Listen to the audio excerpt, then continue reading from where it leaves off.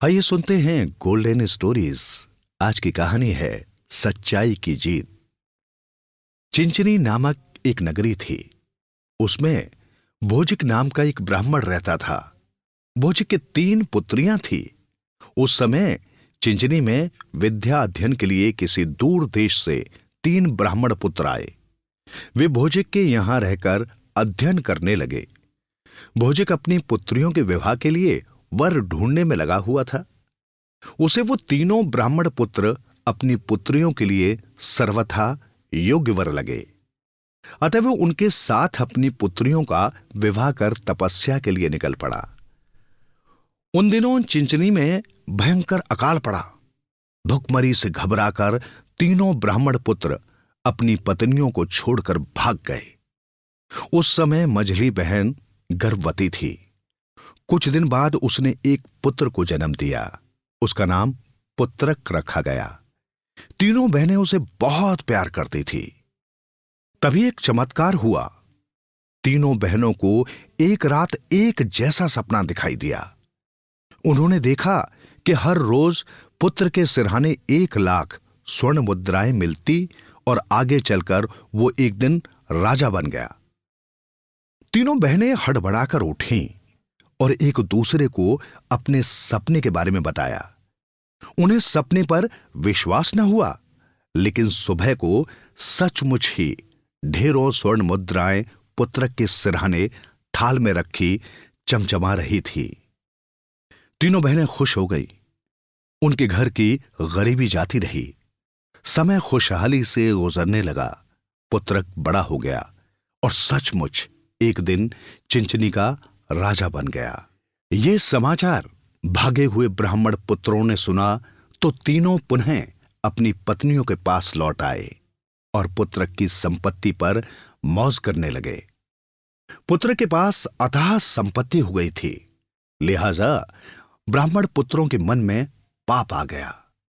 उन्होंने सोचा कि यदि पुत्रक की हत्या कर दी जाए तो वो आराम से उसकी संपत्ति के मालिक बन सकते हैं। अब तीनों भाइयों ने मिलकर एक योजना बनाई। योजना के अनुसार 3 भाई पुत्रक को दर्शन कराने के लिए विंध्यवासिनी देवी के मंदिर ले गए। मंदिर में पुत्रक का वध करने के लिए पहले से ही वधिक नियुक्त कर दिए गए थे। पुत्रक जैसे ही मंदिर में पहुंचा, वधिकों ने उसे चारों ओर से घेर लिया।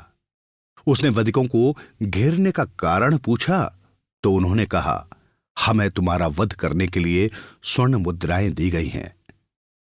पुत्रक ने कहा, मैं तुम्हें उससे कहीं ज्यादा कीमती आभूषण और स्वर्ण मुद्राएं दूंगा। तुम मुझे छोड़ दो। मैं इस बात का किसी से जिक्र नहीं करूंगा।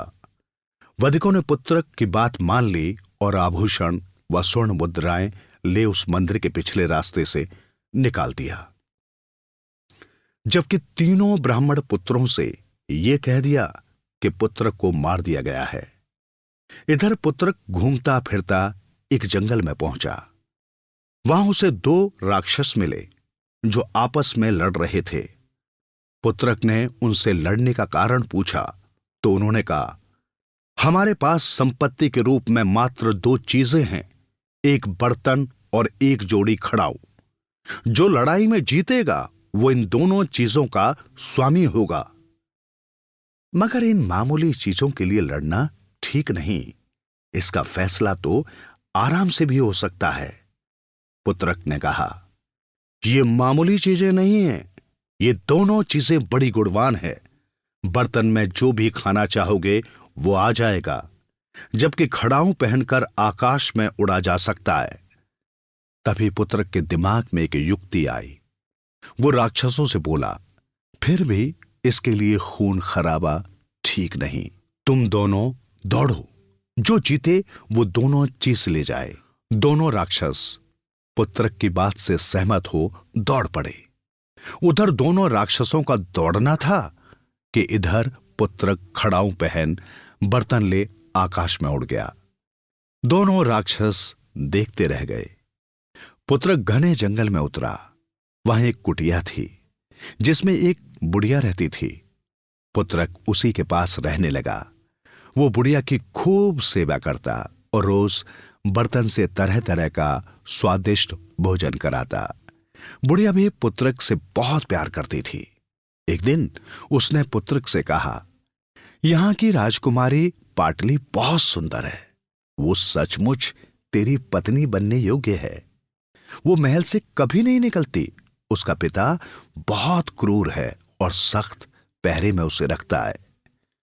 बुढ़िया की बात सुनकर पुत्रक पाटली से मिलने को उतावला हो उठा। वो रात्रि के समय खड़ाऊ पहन आकाश मार्ग से महल में पहुंच गया। पाटली से उसकी मुलाकात हुई। पाटली पुत्रक से मिलकर बहुत खुश हुई। पुत्रक ने उसके सामने शादी का प्रस्ताव रखा, जिसे पाटली ने सहर्ष स्वीकार कर लिया। इसके बाद दोनों आकाश मार्ग से होते हुए कुटिया में आ गए। कुछ दिन बाद पुत्रक पाटली और बुढ़िया के साथ चिंचनी नगरी लौट आया। पुत्रक को देख सारी नगरी में खुशी की लहर दौड़ गई। पुत्रक की मां और मौसी दोनों को देखकर भाव विभोर हो उठी। चिंचनी के लोगों को जब पुत्रक के साथ घटी घटना का पता चला तो उन्होंने तीनों ब्राह्मण पुत्रों को पीट पीट कर मार डाला। पुत्रक पुनः सिंहासन का स्वामी बन गया।